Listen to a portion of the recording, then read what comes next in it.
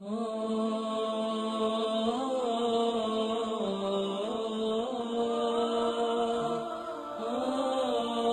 حق کا نام ہے، تیرے دل میں ہے علی؟ ہاں، کوئی حق تو نہیں دبایا، کسی یتیم کا مال تو نہیں کھایا، کسی کے پیسے تو نہیں دینے تجھ کو؟ تو کہتا ہے جکڑ بندی ہو گئی کاروبار میں، تیرے پاس کچھ بھی ہو کچھ بیچ، اس کا پیسہ پہلا دے دے جو تیرے پاس روز چکر لگا رہا ہے، اس کو آزاد کر، اللہ تجھے آزاد کر دے گا۔ کیو ٹی وی پہ لکھا ہوا تھا جناب، ایک جملہ لکھا ہوا شکیل بخاری صاحب، لکھا تھا ایک صاحب تھے کہ باہر نکلتا ہوں، کبھی کوئی خوف میں رکھتا ہے، کبھی بل خوف میں رکھتے ہیں، کبھی ٹیکس خوف میں رکھتا ہے، کبھی فلاں چیز خوف میں رکھتی ہے، کبھی یہ چیز خوف میں رکھتی ہے، کبھی کاروبار میں بدماش چلے آتے ہیں۔ خدا کی قسم فقیر نے ایک جملہ کہا، کہنے لگا اللہ کہتا ہے جن کا تو وارث ہے اپنے گھر میں ان کو حالت خوف میں نہ رکھ، ورنہ اللہ تجھے باہر حالت خوف میں رکھے گا۔ خدا کی قسم یہ میں معجزہ دے رہا ہوں، گھر میں جانا اپنے جو جسٹ میرڈ ہیں، جن کی بیویاں ہیں، آج مولا علی کی محفل کے صفحے میں جو مولا علی کا پیغام ہے وہ دینا چاہتا ہوں میں۔ تم گھر جانا اور اپنی زوجہ سے صرف ایک لفظ کہنا کہ اگر کبھی تجھے زندگی میں میری کوئی بات بری لگی ہو تو آج بی بی فاطمہ الزہرا سلام اللہ علیہ کے صدقے میں مجھے معاف کر دے، اور میں کوشش کروں گا کہ میں غصہ نہ کروں تاکہ باہر والے مجھ پہ غصہ نہ کریں۔ کل کا سورج نکلے اس سید کی زبان یاد رکھنا، دنیا مہربان ہو جائے گی حق پر، خوف ہٹ جائیں گے دل سے۔ جن کا تو وارث ہے ان کو حالت خوف میں رکھے گا تو جو تیرا وارث ہے تجھ کو ہلکا سا ٹچ تو دے گا نا، پھر بھی وہ بڑا رحیم ہے، پھر بھی بڑا رحمان و رحیم ہے۔ اور جو میرے بچے یہاں بیٹھے ہیں، بہت دور دور سے چھوٹے چھوٹے بچے آئے ہیں، اچھا کیا لینے آئے ہو؟ خیبر سننے؟ مولوی صاحب سنائیں گے۔ خندق سننے؟ وہ بھی مولوی صاحب سنائیں گے تم کو۔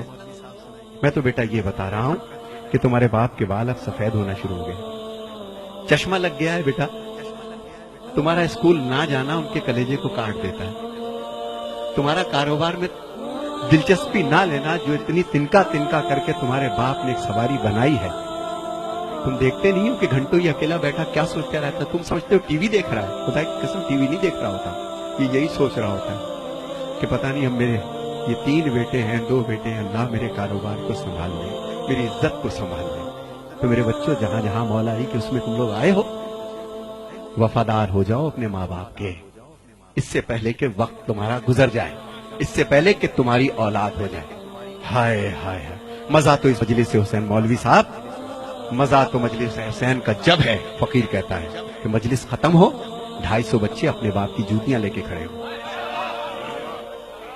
یہ ہے درس، 10 مجلسوں کا وہ مزہ نہیں، وہ اثر نہیں، صرف مجلس ختم ہو۔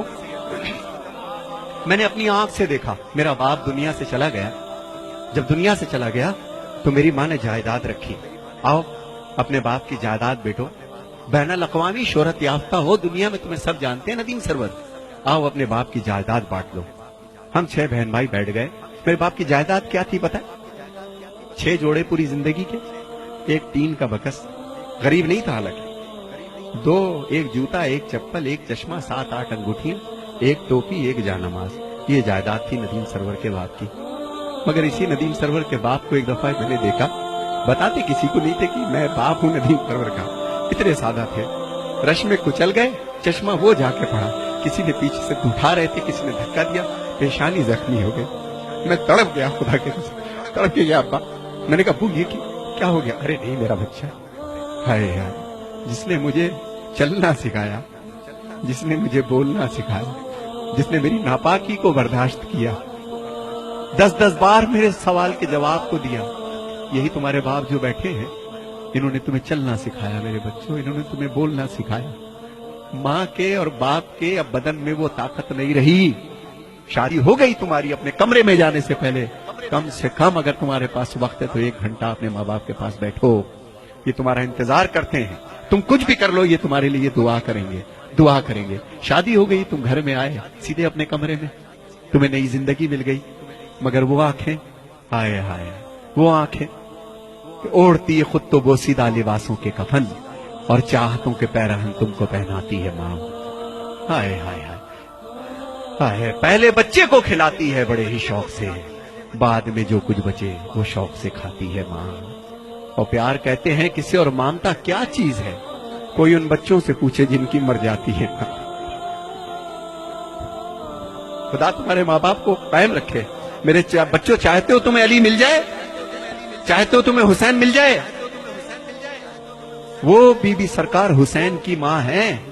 کس کو چلا ہے من تو منانے؟ ہے تیرے پاس اتنا بڑا کردار کہ تو حسین کی ماں کو منا لے؟ اس کی جو کنیز تیرے گھر میں ہے نا, تیری ماں, پہلے اس کو منا.